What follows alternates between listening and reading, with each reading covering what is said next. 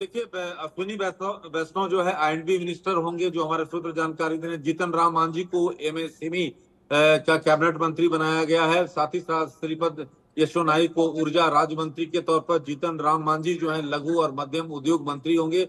शिवराज सिंह चौहान कृषि मंत्री होंगे। ये बड़ी खबर आ रही है।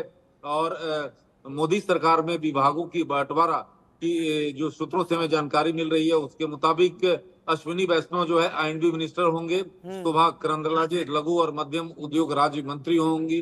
शिवराज सिंह चौहान कृषि मंत्री होंगे। मनोहर लाल को शहरी विकास मंत्रालय और ऊर्जा, तो बड़े भारी भरकम मंत्रालय दिए गए हैं। तो राजनाथ सिंह फिर रक्षा मंत्री बनाए गए हैं, जो हमारे सूत्र हैं उसकी जानकारी दे रहे हैं। और गृह मंत्री जो है, जिस तरह से जो बातें आ रही, निर्मला सीतारमण जो है वो वित्त मंत्री बनी रहेंगी। शिवराज को कृषि मंत्रालय मिला है। जिस तरह से जो बातें सामने आ रही है, तो वो काफी अहम है। राजनाथ सिंह जो है फिर बनाए गए हैं रक्षा मंत्री। तो ये बड़ी खबर है। और लगातार जो राकेश, आप लगातार नजर बनाए हुए हैं। मेरी दिलचस्पी और दर्शकों की दिलचस्पी रेल मंत्रालय को लेकर है।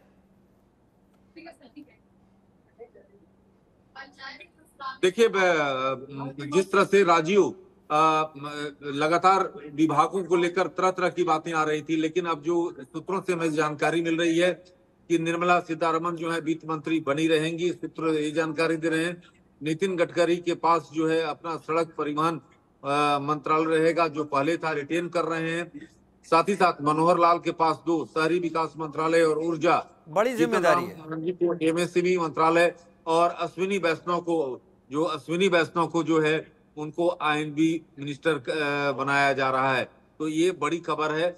और जिस तरह से लगातार अपडेट आ रहे हैं, हम आपको अपडेट करते रहेंगे। लेकिन मोदी सरकार, मोदी 3.0 के मंत्रियों के विभागों का बंटवारा सामने आ रही है। जैसे ही और डिटेल आता है, मैं आपको लगातार जानकारी देता रहूंगा।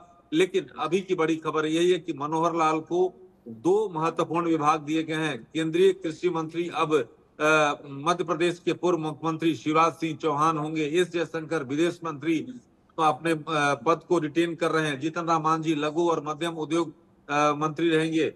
तो ये साफ तौर पर जो जानकारी आ रही है, जिस तरह से लगातार कयास लगाया जा रहा था कई आईएनबी मिनिस्टर को, लेकिन अब साफ हो गया है कि अश्विनी वैष्णव जो है आईएनबी मिनिस्टर होंगे। लेकिन रेल मंत्री अब जो महत्वपूर्ण विभाग है, क्या जैसे ही इसकी जानकारी, क्योंकि कई लोगों को मैं लगातार देख रहा हूं कि जानकारी जानना चाह रहे हैं कि आखिरकार रेल मंत्री कौन होंगे। तो रेल मंत्री की भी स्थिति थोड़ी देर में स्पष्ट होगी, आपके पास रूबरू होगा।